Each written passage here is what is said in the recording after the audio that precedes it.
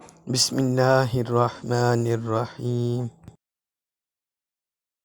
ام المومنین حضرت عائشہ صدیقہ رضی اللہ عنہا سے حضور نبی اکرم صلی اللہ علیہ وسلم نے فرمایا، اسلام کی تعلیم دیکھے، فرمایا یا عائشہ ان اللہ رفیق یحب الرفق، فرمایا اے عائشہ بے شک اللہ تعالی نرم ہے، بے شک اللہ تعالی نرم ہے، نرمی کرنے والا ہے، وَيُحِبُّ الرِّفْقَ، اور وہ نرمی کو پسند کرتا ہے، وَيُؤْتِي عَلَى الرِّفْقِ مَا لَا يُؤْتِي عَلَى الْعُنْفِ، اور فرمایا اللہ تعالیٰ جو بندہ بھی نرم رویہ اختیار کرتا ہے لوگوں کے ساتھ، مخلوقات کے ساتھ، انسانوں کے ساتھ نرمی برتتا ہے، تو فرمایا اللہ تعالیٰ نرمی پر اتنا عطا کرتا ہے وہ سختی پر عطا نہیں کرتا، نرمی پر، محبت پر اللہ تعالیٰ ایسی عطا فرماتا ہے۔ یہ صحیح البخاری میں حدیث ہے اور سنن ابن ماجہ میں، صحیح مسلم میں یہ حدیث ہے۔ اور پھر ایک حدیث میں حضور نبی اکرم صلی اللہ علیہ وسلم نے فرمایا من یحرم الرفق یحرم الخیر، فرمایا جو شخص نرمی سے محروم کر دیا گیا، یحرم الخیر، وہ کلیتاً ہر خیر سے محروم کر دیا گیا، ہر بھلائی سے محروم کر دیا گیا، جو بندہ نرمی سے محروم کر دیا گیا، فرمایا وہ ہر بھلائی سے محروم کر دیا گیا۔ اور پھر ایک حدیث میں یہ سنن، یہ بھی صحیح مسلم میں حدیث ہے، حدیث نمبر 2592، اور پھر ایک حدیث مبارک سنیے، اس میں حضور صلی اللہ علیہ وسلم نے فرمایا ان الرفق لا یکون فی شیء الا زانہ، کہ جس شے میں بھی نرمی ہوتی ہے، محبت ہوتی ہے، شفقت ہوتی ہے، پیار ہوتا ہے، جس شے میں بھی، چاہے وہ انسان کے کردار میں ہو، انسان کے عمل میں ہو، جس شے میں بھی نرمی اختیار کی جائے، فرمایا الا زانہ، وہ اسے مزین کر دیتی ہے، نرمی اسے مزین کر دیتی ہے، بنا سوار دیتی ہے، اسے علائش و زبائش عطا کر دیتی ہے، ایسے اسے سوار دیتی ہے۔ اور آگے فرمایا وَلَا يُنْزَعُ مِنْ شَيْءٍ إِلَّا شَانَهُ، اور جس چیز سے بھی نرمی نکل جائے، سختی آ جائے، شدت آ جائے، تنگی آ جائے، تکلیف آ جائے، تو فرمایا إِلَّا شَانَهُ، وہ اس چیز کی قدر و قیمت گھٹا دیتی ہے۔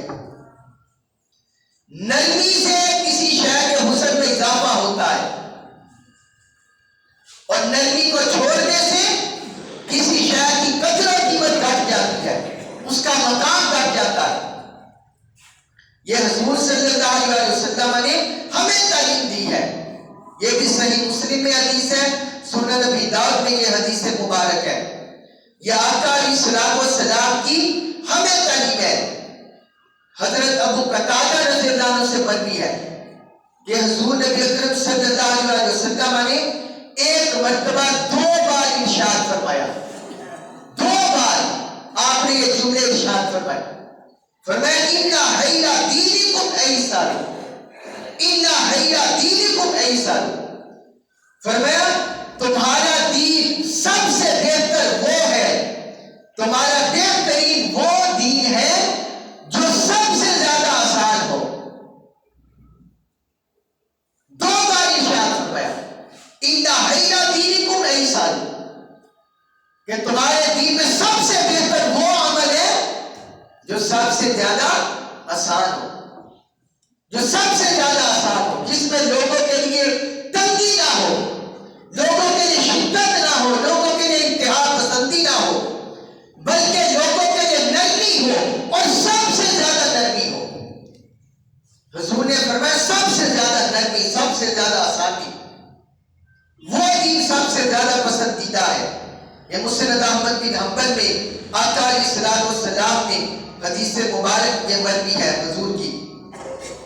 اور پھر ایک حدیث میں حضور نے ہمیں منع فرمایا، فرمایا اِيَّاكُمْ وَالْغُلُوَّ فِي الدِّينِ، دین میں غلو سے بچو،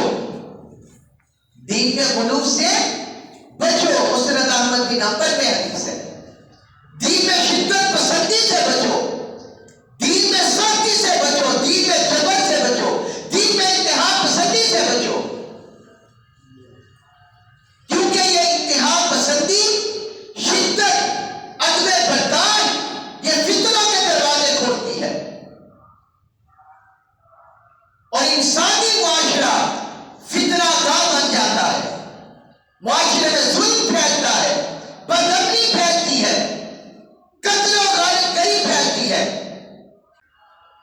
ہماری قوم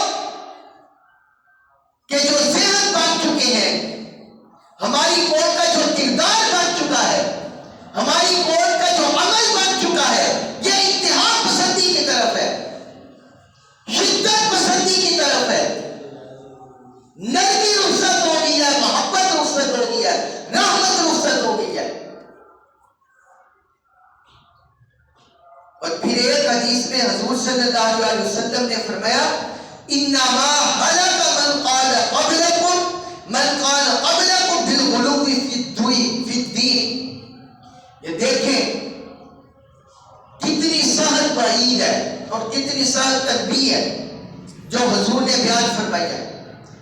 فرمایا تم سے پہلے لوگ دین میں غلو کی وجہ سے ہلاک ہوئے، دین میں غلو کی وجہ سے، دین میں زیادتی کی وجہ سے، دین میں شدت کی وجہ سے، دین میں انتہا پسندی کی وجہ سے، فرمایا تم سے پہلے لوگ ہلاک ہوئے۔ انہوں نے دین کی قدروں کو پامال کیا، اللہ اور اللہ کے رسول کی تعلیمات کو پس پش ڈالا اور اپنی منمانی کرنے لگے، جو ان کا جی چاہتا وہ کرنے لگے، اور دین کو اللہ اور اللہ کے رسول کی تعلیمات کو پس پش ڈال دیا۔ تو فرمایا تم سے پہلے لوگ اس عمل کی وجہ سے ہلاک ہو گئے، دین میں شدت، انتہا پسندی، سختی کی وجہ سے۔ حضور صلی اللہ علیہ وسلم کے دور میں ایک عربی شخص آیا مسجد نبوی میں، جہاں قرآن کا نزول ہوتا، جہاں حضور نشست فرماتے، جہاں حضور نمازیں پڑھتے، جہاں صحابہ کرام کو تلقین کرتے، وہاں آ کر اس نے پیشاب کر دیا، بیٹھ کر پیشاب کرنے لگا۔ عربی بولتے ہیں دیہات کا رہنے والا۔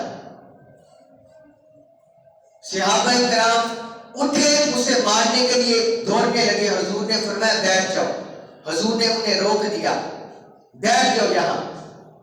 پھر جب وہ فارغ ہو گیا تو آپ صلی اللہ علیہ وسلم نے اسے پیار سے بلایا اور پھر فرمایا کہ یہ جو مسجدیں ہیں یہ اللہ کی عبادت کے لیے بنائی گئی ہیں، نماز کے لیے بنائی گئی ہے، یہ ان کاموں کے لیے نہیں ہے۔ اور پھر آپ صلی اللہ علیہ وسلم نے صحابہ کو حکم فرمایا کہ اس پر پانی بہا دو، اس کے پیشاب پر۔ آقا علیہ الصلوۃ والسلام یکدم پیش میں نہیں آئے، اس کا سر قلم نہیں کرا دیا یا صحابہ کرام سے اسے کوئی گالیاں نہیں دلوائی۔ یہ ہے نرمی، یہ ہے دین کا حسن کہ جو بندہ جیسا ہو ویسا اس کے ساتھ ڈیل کیا جائے۔ اگر جو جانتا ہے پھر جان بوجھ کر کرتا ہے پھر وہ سزا کا مستحق ہے، لیکن جو جانتا نہیں اسے سمجھایا جائے، اسے سمجھایا جائے۔ اب آپ مجھے بتائیں، خباب بن ارد رضی اللہ عنہ غریب کمزور مسلمان تھے، مکہ مکرمہ میں ان پر بڑا ظلم ہوا۔ حضرت بلال حبشی رضی اللہ عنہ ان پر جو ظلم ہوا ہم میں سے کوئی بندہ شاید ہوگا جو نہ جانتا ہوگا۔ تختی ریت پر انہیں لٹایا جاتا، کوئلے ان کی سینے پر رکھے جاتے، کبھی پشت پر رکھے جاتے۔ پھر حضرت عمار بن یاسر، ان کے بعد حضرت یاسر، حضرت سمیہ، کتنے مظالم ہوئے۔ جب اسلام غالب ہوا مدینہ طیبہ میں، حضور سربراہ ریاست بنے، کیا حضور نے ایسی دردناک موت کسی ایک مشرک کو نہیں دی تھی؟ کوئی بھی عالم دین آپ ہر کتاب پڑھ لیں، کیا حضرت خباب بن ارد کے پر جو ظلم کرتا تھا کیا اس کو ایسی سزا حضور نے دی؟ کیا حضرت بلال حبشی کے پر ظلم کرنے والے کو حضور نے ایسی سزا دی؟ کیوں؟ کیونکہ اسلام کا کردار اور ہے، غیر مسلموں کا کردار اور ہے۔ اسلام کا کردار، پیغمبر اسلام کا کردار، آقا کا کردار، حضور کا عصمہ یہ اور ہے۔ حضور نے تو فتح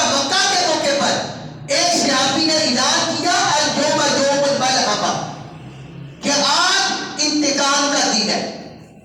روایات میں ملتا ہے جب فتح مکہ ہوئی ایک صحابی نے بآواز بلند کہا اليوم یوم الملحمہ آج انتقام کا دن ہے, آج ہر ایک سے انتقام دیا جائے گا.